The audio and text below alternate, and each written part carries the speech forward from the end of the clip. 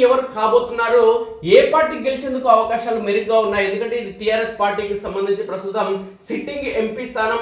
అయితే బీజేపీ పరిస్థితి ఏ విధంగా ఉంది, కాంగ్రెస్ పరిస్థితి ఏ విధంగా ఉంది, టీఆర్ఎస్ అనేది అగమ్య గోచరంగా ఉంది. ఎందుకంటే తెలంగాణ రాష్ట్రంలో ఆ పార్టీకి నూకలు చెల్లినట్టుగా స్పష్టమవుతుంది. కాంగ్రెస్ బీజేపీ మధ్యనే ప్రధానంగా పార్లమెంట్ ఎన్నికలు జరుగుతున్నాయి కాబట్టి ఖమ్మం జిల్లాలో ఏ పార్టీకి అవకాశం ఉందనే కూడా ఒకసారి మనం గమనిస్తే, లేదంటే జాతీయ పార్టీలు చెప్పుకునే రెండు కాంగ్రెస్ బీజేపీకి మించి ముచ్చటగా మరోసారి బీఆర్ఎస్ పార్టీ ఈ స్థానాన్ని కైవసం చేసుకుంటుందా ఒకసారి మనం చూస్తే మిత్రులారా, ఖమ్మం కింగ్ ఎవరు? లోక్సభ నియోజకవర్గంలో త్రిముఖ పోటీ.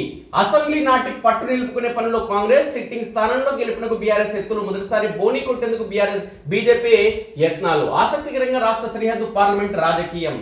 అసెంబ్లీ ఎన్నికల్లో ఖమ్మం ఉమ్మడి ఖమ్మం జిల్లా పరిధిలో కాంగ్రెస్ పార్టీకి పట్టం కట్టిన ఓటరు లోక్సభ ఎన్నికల్లో ఎవరి తరఫున నిలుస్తాడన్నది ఆసక్తికరంగా మారింది. 2018 అసెంబ్లీ ఎన్నికల్లో ఈ జిల్లాలో కాంగ్రెస్ కూటమి విజయ బావుట ఎగురవేసింది.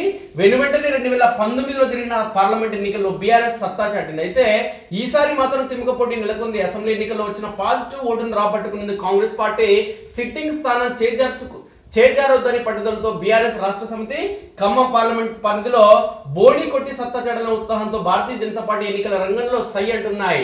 ఇది ఇక చిన్న చితక పార్టీలు, స్వతంత్ర అభ్యర్థులు కలిపి మొత్తం 35 మంది అభ్యర్థులు బరిలో ఉండగా ప్రధాన పోటీ మాత్రం కాంగ్రెస్, బీఆర్ఎస్, బీజేపీ మధ్యనే నెలకొంది. ఇక విలక్షణం విభిన్నం. ఖమ్మం పార్లమెంటు నియోజకవర్గ పరిధిలో ఓటర్ల తీర్పు ఎప్పుడూ విలక్షణంగా విభిన్నంగా ఉంటుంది. ఆంధ్రప్రదేశ్ సరిహద్దులో ఉన్న ఈ జిల్లా కావడంతో తెలంగాణ సెంటిమెంట్ తక్కువ అనే ప్రచారం ఉంది. అయితే 1969లో తెలంగాణ ఉద్యమానికి ఖమ్మం జిల్లాలోని బీజం పడింది. మలిదశ ఉద్యమంలో గులాబీ నేత కేసీఆర్ ఖమ్మం జిల్లా జైలుకు తరలించినప్పుడు ఇక్కడ ఉద్యమం ఉవ్వెత్తున ఎగిసిపడింది. తెలంగాణ రాష్ట్ర ఏర్పాటు కోసం ఇక్కడ అన్ని వర్గాల ప్రజలు ఉద్యమించారు. రాష్ట్ర ఆవిర్భావం అనంతరం 2014లో జరిగిన అసెంబ్లీ పార్లమెంట్ ఎన్నికల్లో మాత్రం బీఆర్ఎస్ కు ప్రజలు పట్టం కట్టలేదు.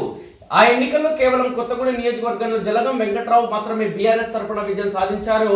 నాటి పార్లమెంట్ ఎన్నికల్లో వైఎస్ఆర్ కాంగ్రెస్ అభ్యర్థి పొంగులేటి శ్రీనివాసరెడ్డి విజయాన్ని సొంతం చేసుకున్నారు. ఇక 2018 అసెంబ్లీ ఎన్నికల్లోనూ ఉమ్మడి ఖమ్మం జిల్లాలో బీఆర్ఎస్ పరాజయం పాలైంది. అయితే 2019లో జరిగిన పార్లమెంట్ ఎన్నికల్లో బీఆర్ఎస్ అభ్యర్థి నామా నాగేశ్వరరావు విజయం సాధించారు. ఇలా ప్రతిసారి ఓటరు విభిన్నమైన తీర్పును ఇవ్వడం జరుగుతుంది. అంటే టీఆర్ఎస్ పార్టీ అధికారంలో ఉన్నప్పుడు ఆ పార్టీ ఇక్కడ ఎంపీ స్థానాన్ని గెలుచుకోలేదు. 2019 కంటే ముందు 2014 ఎన్నికల సమయంలో. అదేవిధంగా ఇప్పుడు ప్రస్తుతం తెలంగాణ రాష్ట్రంలో కాంగ్రెస్ పార్టీ అధికారంలో ఉన్న ఆ పార్టీ అభ్యర్థి గెలుస్తాడని నమ్మకం లేదు. దీనికి ప్రధాన కారణం ఏంటంటే ఇక్కడ ఓటర్లందరూ కూడా విలక్షణమైన తీర్పు ఇవ్వడం జరుగుతుంది. అంతర్గత అంశాలు కానీ రాష్ట్ర పరిధిలోని అంశాలను పరిగణలోకి తీసుకోరనేది స్పష్టమవుతుంది. ఈ పార్లమెంట్ పరిధిలోని ప్రజలు సత్తా చాటలోని కాంగ్రెస్ ఈ పార్లమెంట్ ఎన్నికల్లో సత్తా చాటింది కాంగ్రెస్ పార్టీ ఉవ్విల్లుడుతుంది. తాజాగా అసెంబ్లీ ఎన్నికల్లో ఉమ్మడి ఖమ్మంలోని 9 స్థానాల్లో విజయాన్ని సొంతం చేసుకుంది. ఆ పరంపరను పార్లమెంట్ ఎన్నికల్లో కొనసాగించేందుకు పార్టీ సిద్ధమవుతుంది. పార్లమెంట్ పరిధిలో కాంగ్రెస్ పార్టీకి ఆదరణ ఉందని చెప్పాలి. 1952లో ఎన్నికలు ప్రారంభమైనప్పటి నుంచి ఇప్పటి వరకు 17 సార్లు ఎన్నికలు జరగగా 11 సార్లు కాంగ్రెస్ అభ్యర్థులు విజయం సాధించారు. ఇక కమ్యూనిస్టులు ఈసారి ఎన్నికల్లో పోటీ చేయడం లేదు.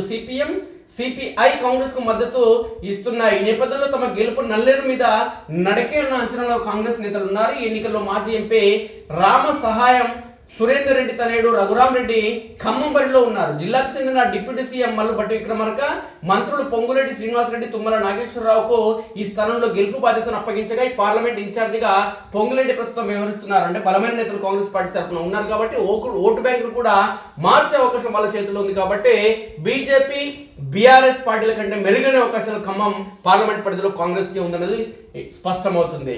ప్రతిష్టాత్మకంగా బీఆర్ఎస్ ఖమ్మం పార్లమెంట్ స్థానాన్ని బీఆర్ఎస్ ప్రతిష్టాత్మకంగా తీసుకుంది. 2019లో ఇక్కడ విజయం సాధించడంతో ఈ సిట్టింగ్ స్థానాన్ని మరోసారి కైవసం చేసుకోవాలని పట్టుదలతో గులాబీ పార్టీ ఉంది. మాజీ సీఎం కేసీఆర్ అందరికన్నా ముందుగానే సిట్టింగ్ ఎంపీ నామా నాగేశ్వరరావును అభ్యర్థిగా ప్రకటించారు. అప్పటి నుంచి ఎంపీ నామ సుడిగాలి పర్యటనలు చేస్తూ క్యాడర్ తో సన్నాహక సమావేశాలు నిర్వహిస్తున్నారు. ఆయనతో పాటు రాజ్యసభ ఎంపీ వద్దిరాజు రవిచంద్ర, ఎమ్మెల్సీ తాత మధుసూదన్, మాజీ మంత్రి పువ్వాడ అజయ్ కుమార్, మాజీ ఎమ్మెల్యే సండ్ర వెంకట వీరయ్య తదితరులు సమావేశాలకు హాజరవుతూ కేడర్లో ఉత్సాహాన్ని నింపుతున్నారు. గత నెల 29న మాజీ సీఎం కేసీఆర్ ఖమ్మం పార్లమెంట్ పరిధిలో బస్సు యాత్ర కూడా నిర్వహించారు. అయితే అసెంబ్లీ ఎన్నికల్లో ఖమ్మం పార్లమెంట్ పరిధిలో ఒక్క స్థానాన్ని కూడా బీఆర్ఎస్ గెలుచుకోలేకపోయింది. దీంతో ఈ ఎన్నికల్లో విజయం కూడా ఆ పార్టీకి సవాల్గా మారింది. బీజేపీ జెండా పాతాలని గత పార్లమెంట్ ఎన్నికలకు భిన్నంగా ఈసారి ఎన్నికల్లో బీజేపీ వ్యూహాత్మకంగా వ్యవహరిస్తుంది. అందరికన్నా ముందుగానే పార్టీ అభ్యర్థిగా తాండ్ర వినోద్ రావును ప్రకటించగా ఆయన విస్తృతంగా ప్రచారం చేస్తున్నారు.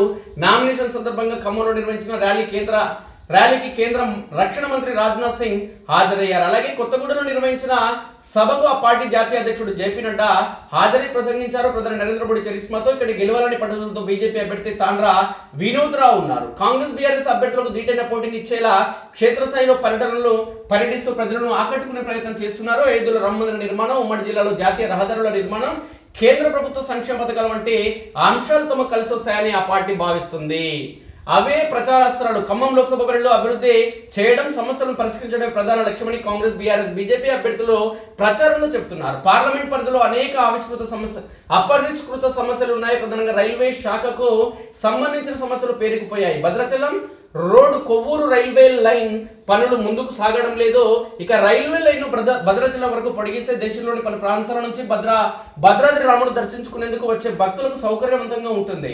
ఖమ్మం కేంద్రంగా జనరల్ యూనివర్సిటీ ఏర్పాటు కోసం విద్యార్థి సంఘాలు దశాబ్దాలుగా ఎదురు చూస్తున్నాయి. దక్షిణ అయోధ్యగా పేరుగాంచిన భద్రాద్రి ఆలయం అభివృద్ధికి నోచుకోవడం లేదు. ఈ ఆలయ అభివృద్ధిపై దృష్టి సారించాల్సిన అవసరం ఉంది. కొత్తగూడెంలో విమానాశ్రయం ఏర్పాటు కలగానే మిగులుతుంది. బయ్యారంలో ఉక్కు కర్మాగారం నిర్మిస్తే ఉమ్మడి జిల్లా వాసులకు ఉపాధి దొరకడం జరుగుతుంది. 2019 ఎన్నికల్లో అభ్యర్థులు సాధించిన ఓట్లు ఒకసారి గమనిస్తే బీఆర్ఎస్ అభ్యర్థి నామా నాగేశ్వరరావు 5,67,459 ఓట్లు, కాంగ్రెస్ అభ్యర్థి రేణుకా చౌదరికి 3,99,397 ఓట్లు, సిపిఎం అభ్యర్థి బోడా వెంకట్కు 57,102 ఓట్లు, బీజేపీ అభ్యర్థి దేనకి వాసుదేవరావుకు 20,488 ఓట్లు వచ్చినాయి.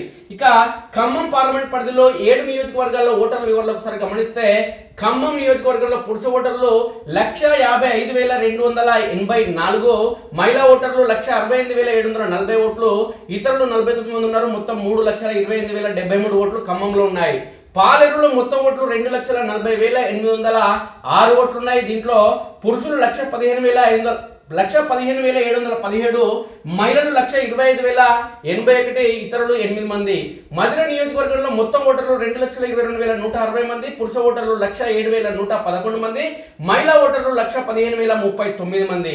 వైరా నియోజకవర్గాన్ని గమనిస్తే 1,93,389 మొత్తం ఓటర్లు 6 మంది ఇతరులు ఉన్నారు. పురుష ఓటర్లేమో 93,700 మంది, 99,683 మంది మహిళా ఓటర్లు ఉన్నారు. సత్తుపల్లి నియోజకవర్గం చూస్తే మొత్తం ఓటర్లు 2,43,933 మంది, పురుష ఓటర్లు 1,18,490 మంది, మహిళా ఓటర్లు 1,25,441 ఓట్లు, ఇతరులు 12 మంది. కొత్తగూడెం నియోజకవర్గం చూస్తే 2,47,494 మంది మొత్తం ఓటర్లు. ఇందులో పురుష ఓటర్లు 1,19,477, మహిళా ఓటర్లు 1,27,979 మంది, ఇతరులు 38 మంది.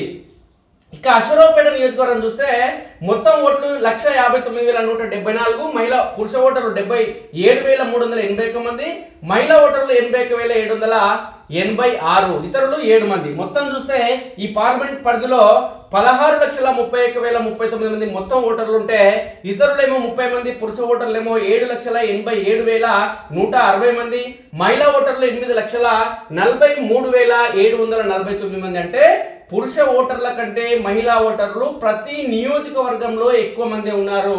టోటల్ గా ఈ పార్లమెంట్ పరిధిలో చూస్తే సుమారు 70,000కు పైగా ఓటర్లు, మహిళా ఓటర్లు ఎక్కువ మంది ఉన్నారు పురుష ఓటర్ల కంటే. కానీ దేశవ్యాప్తంగా 2 దశల్లో నిర్వహించిన పార్లమెంట్ ఎన్నికల అంశానికి సంబంధించి చూస్తే మహిళా ఓటర్లు దేశవ్యాప్తంగా ఎక్కువ మంది ఉన్నప్పటికీ ఓటు హక్కు మాత్రం చాలా తక్కువ మంది వినియోగించుకున్నారు.